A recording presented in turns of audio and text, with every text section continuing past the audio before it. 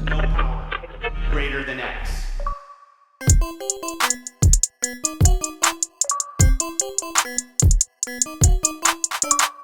What's up, everybody? Welcome to the second episode of the Crossroads, celebrating 20 years of the Xbox brand.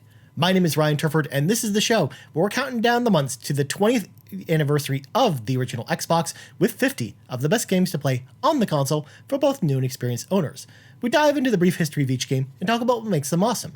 As always, we'd love your feedback on this and all of our shows over on Twitter at the Xbox Drive, or you can reach out to me directly anytime at Ryan Turford, or you can leave comments in the description of this video if you want to as well. Now, James Bond, it's a name that's really synonymous with films, books. I mean, James Bond actually started in the books, mind you, but we mostly know him from the movies. But did you know that James Bond has been around forever in video games? He actually has quite a big history in the video game landscape, even before GoldenEye, because GoldenEye is the one that everyone always thinks of. Going all the way back to 1982's Shaken But Not Stirred, which appeared on the ZX Spectrum. It was basically like a text adventure, essentially. But then we had like the more traditional James Bond game in 1983's James Bond 007 on the Atari 2600. It also came to like the 5200 and Commodore and a bunch of other platforms as well. And that's kind of what kicked us off with James Bond games. There have actually been, believe it or not, 29 games from James Bond in the James Bond franchise up until now, up until actually the 30th release, which is going to be Project 007 from IO Interactive sometime in the next couple of years. That actually just got announced this year, the year that we're recording this, 2020. And I mean, James Bond has been around forever. However, it really wasn't until this little game right here, 007 GoldenEye on the N64, that really people started thinking about James Bond as being this awesome video game character. Yes, he was a character that was very beloved in a lot of other mediums, but it wasn't really until this game that he finally got the recognition he deserved on consoles anyways. Because another game that I actually think of a lot when I think about James Bond is actually James Bond The Duel, which was on the Sega Genesis. It was a game I used to play a lot on Sega Channel, because I've talked about it before. Sega Channel was kind of like the Netflix of Sega, where you'd hook your cable line into a custom cartridge into your Sega Genesis, and it would be a subscription you subscribe to, and you just download some games from a selection that they have onto your console. And that's how I played that game. I played it an awful lot. So I was actually a big fan of the GoldenEye movie. So when GoldenEye came out, I was really excited for that game. But I mean, this really kicked off basically us getting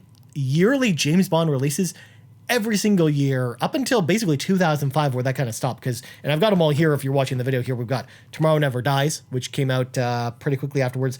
This is actually when EA picked up the license after the one game after GoldenEye came out, because Rare had sort of abandoned the IP, or they just moved away from it because they only really do kind of one-off license games. But Tomorrow Never Dies was the first of the EA slate, and then after that we had The World Is Not Enough, which also came out on PlayStation, but I actually have the N64 copy of it. But then with the original Xbox, we had 5 James Bond games. I'm only showing 4 in the video because I don't actually have GoldenEye Rogue Agent. I just don't have a physical copy of it, mainly because I don't really like that game. I used to have a copy of it back in the day, but we're going to go through these real quick. So we got Agent Under Fire, which basically was EA's first kick of the can on the second generation consoles. It actually came out pretty quickly after the original Xbox, but it didn't feature Pierce Brosnan as James Bond. It was basically a fictional James Bond. They didn't want to tie it to a movie, because I think what EA noticed was they had to push these games out very quickly, but tying them to a movie every time was not always the smartest idea, because the movies wouldn't exactly come out when they kind of wanted these games to come out. So they actually decided that from now on, for the most part, they would go down the original games route. So again, we got Agent Under Fire. Next, we got 007 Nightfire, which was a new James Bond story, but it featured Pierce Brosnan for the first time as Bond, reprising his role in the game. Again, we had his likeness in Tomorrow Never Dies and The World Is Not Enough, but we finally had him doing the voice acting in this game in a virtual adventure, which again, Nightfire is a game that I know people really like, but it wasn't really well recognized at the time, but I think people have really come around on that game. Then we had Everything or Nothing, which had basically Pierce Brosnan in the role, but it was a third-person adventure game, and it was actually a lot of fun. It basically EA moved away from the first-person shooter model from Nightfire. Nightfire was the last one that did that. And this one, Everything or Nothing, was really good. It actually almost made this list, but it fell just short. I'd probably rank this in the 50s or 60s as far as the top Xbox games of my choice, anyways. But that brings us to today's games, folk, and that game is From Russia with Love. Sean Connery back in the role once again, which was just super exciting to see. This was actually a really late release on the Xbox. I mean, Xbox games were coming out until I think 2007 at the latest, but From Russia with Love in particular came out like a week before the Xbox 360 did. So it was actually a lot later of a release on the original Xbox, and it definitely shows as to why I picked it for this list, because I do think out of all these games, as much as I like all the games I rattled off, Agent Under Fire, Nightfire, and Everything or Nothing, I think From Russia with Love actually definitely holds up the best out of all four of those games, especially if you're going to play it today. But I'm going to tell you more about the game right now. The plot in From Russia for Love is the same as the 1963 film it's based off of. After the defeat of Dr. No, Octopus seeks revenge against James Bond and seeks to kill him in a humiliating way. To do this, they try and trick Bond into stealing a Russian encoding machine called the Lector after receiving this info from a defecting Soviet agent named Tatiana Romanova. After discovering that Tatiana is being used by Octopus, Bond turns his attention to Octopus to try and stop their plotting once and for all, along with her help. Now, in case you're confused by this plot synopsis, they were unable to use the name Spectre in the game as it was tied up in the lawsuit over the movie Thunderball at the time. And those who aren't familiar with the James Bond franchise, Spectre was actually the big like evil organization over the course of like the first 4 or 5 Bond movies. And it was almost like they were almost like James Bond's nemesis. And actually we finally got to see them come back in Spectre in one of the modern James Bond movies. But it wasn't for very long after Thunderball came out that we stopped seeing them as the villains, and it was always just one-off villains in James Bond films. But it was cool to kind of have this like overarching like story that connected all the movies together, and Spectre definitely helped that. So they were actually renamed in this game to Octopus. Otherwise, the plot is pretty much the same from the movie. I mean, there are 2 additional characters in the game that weren't in the movie itself, but they're like very like one-off throwaway characters. They don't play too much into the plot of this game, but at the same time, it gives it a little bit of extra flair. It gives you a reason why you're playing this as opposed to just watching the movie, because the movie definitely does take less time to do than actually playing the game. While many of the characters had their likenesses brought into the game itself, only Sean Connery returned to provide brand new voice work for the game, which also happened to be his very first video game appearance, as well as his final appearance as the titular Bond. And that's one of the things I actually really like about From Russia with Love, is that we didn't really see the Sean Connery era of Bond in video games. It was mostly Pierce Brosnan. Other than, again, some of the other text adventures or some of the PC-only games from the 80s, it was mostly just modern Bond. We never really saw this Bond get the treatment that he really deserved, I think, in video game form. And I think From Russia with Love definitely did a great job of representing this version of Bond, which I know for a lot of people is actually their favorite version of Bond. While it wasn't the same exact vocal cast from the films, each voice actor did actually a really great job of portraying the character that they were playing, and nothing really felt like it was out of place.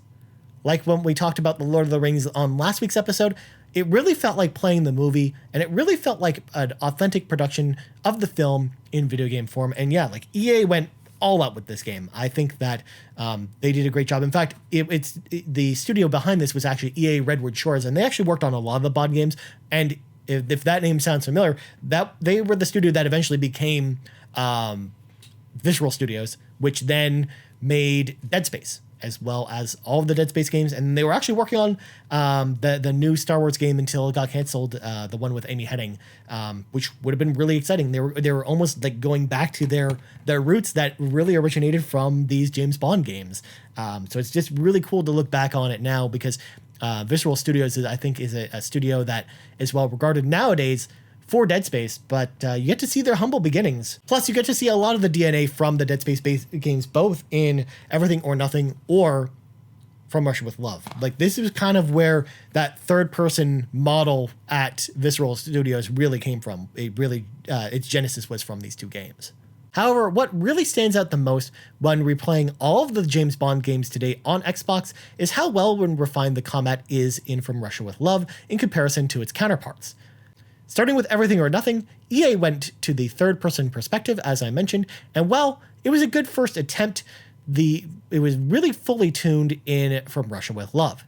The cover shooting third-person combat is a bit on the easy side to start with, thanks to a powerful lock-on mechanic, but does become much more challenging as you progress through the game, and it actually feels really satisfying at the same time due to the addition of Bond's gadgets as well as the combat variety.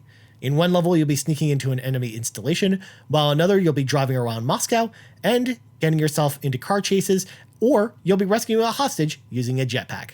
No two levels feel identical, and it really feels fun to play throughout the entire experience. There aren't really any dips in the gameplay or anything like that, and I think that it's just a really solid experience from start to finish, and it doesn't really overstay its welcome at all. You can finish the game in about 6 to 7 hours, which again, if you are paying full price for this game, yeah, I can imagine why you might not be into that and you might want more bang for your buck. There are obviously reasons for going back to it. Number one, there's a whole bunch of collectibles you can get that will unlock a whole bunch of other cool stuff in the game. But there's also 4-player multiplayer, which is actually pretty fun if you've got friends.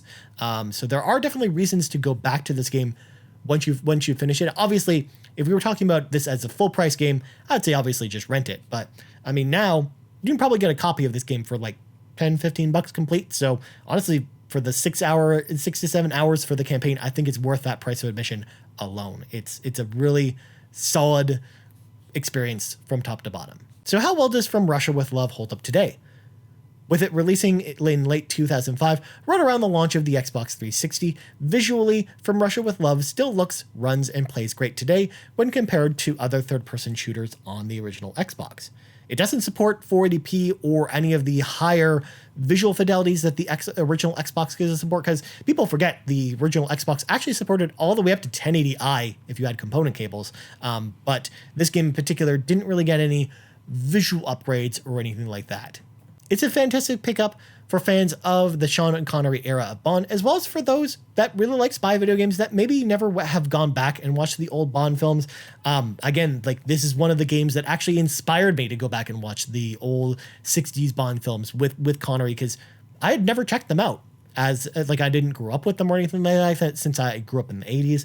I know, like, I mostly grew up with like the Roger Dalton or other versions of Bond. And Pierce Brosnan, of course, is kind of known as like the Bond that I feel like most gravitated to, just because, again, of the time and place of when those movies released. Even though I definitely think, for example, Daniel Craig's probably the best Bond we've had. But at the same time, it's still cool to see this game kind of inspired me to go back and watch all the old Bond movies. So I think if you pick this up, if you are at all interested in James Bond, I think it's a great game. I think it still really holds up today, and it's still really worth a pickup, regardless of what platform you play it on, because it's on PS2 and GameCube as well. But the original Xbox version, of course, is the best version, so you should definitely play it there. That's all for this episode of The Crossroads. You can hit me up on Twitter anytime at Ryan Turford. You also find the Pantsman himself on Twitter at Sean Capri, or us on Twitter at The Xbox Drive. Thank you so much for listening or watching to this episode of The Crossroads, and we out.